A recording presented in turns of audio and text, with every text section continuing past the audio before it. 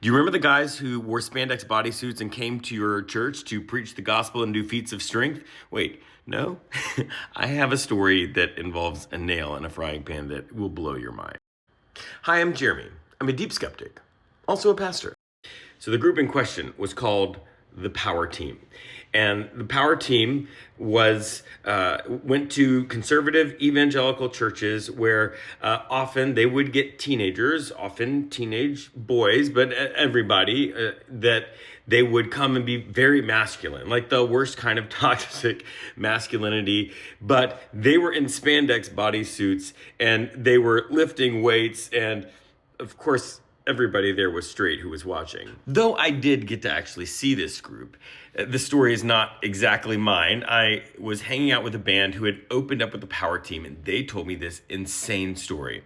Okay, so one of the things, they do all kinds of things, like they'll rip a phone book in half, and they'll clean lift or deadlift, I don't know what it's called, like a giant amount of weight. And then they will take a nail that they'll hold in their hand and they will pound the nail through a frying pan. Pound the nail through the frying pan. Yeah.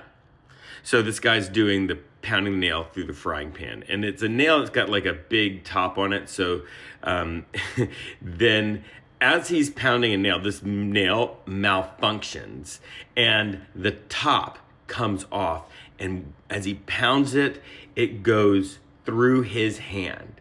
There is a nail going through this guy's hand, and blood starts coming down.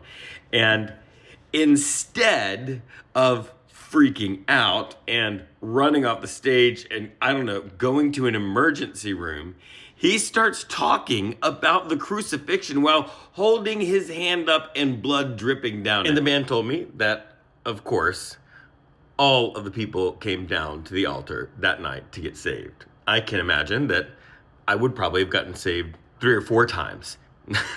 But here's the thing, and the thing that's really problematic about this is a lot of times in evangelical Christianity, there is this very toxic masculinity on all kinds of levels, and it's paraded in front of the church as if this is what men should be and this is what men should do.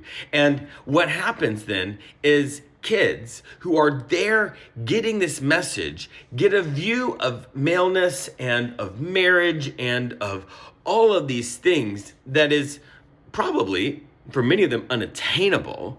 And it is incredibly unhealthy. But it's the kind of thing that is not at the surface level. At the surface level is lifting weights and preaching the gospel. But underneath that is all kinds of things.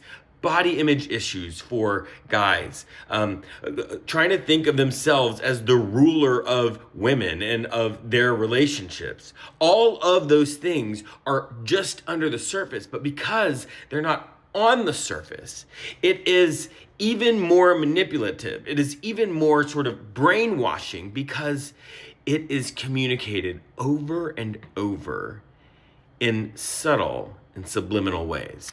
What I'm saying is this traumatizes men and boys in unique ways. And it's in a way that we need to look out for, right? When you find yourself in a group like this, oftentimes you're focused on what is on the surface, like what is happening right here, when what is just under the surface, what is being implied over and over again, is just as insidious. And please don't get me wrong. Women, girls, traumatized, horrible things, purity culture, awful, all of that. But men and boys are being traumatized and trained in toxic masculinity at the very same time.